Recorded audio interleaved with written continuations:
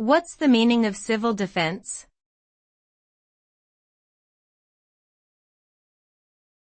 Civil defense.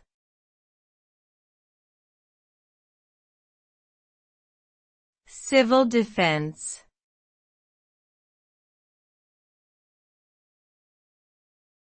Civil defense.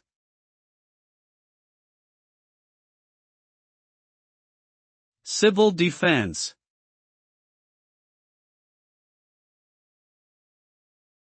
Civil defense refers to the measures taken by the government and other organizations to protect civilians and property in the event of a crisis or disaster.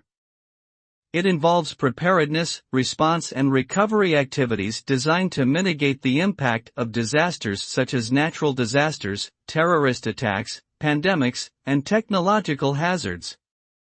The goal of civil defense is to ensure the safety, security and well-being of the population during an emergency by providing timely and effective assistance. This includes maintaining critical infrastructure, providing shelter, medical aid, and food and water supplies. Successful civil defense efforts can help reduce the loss of life and property damage during disasters, allowing communities to recover more quickly and resume normal activities.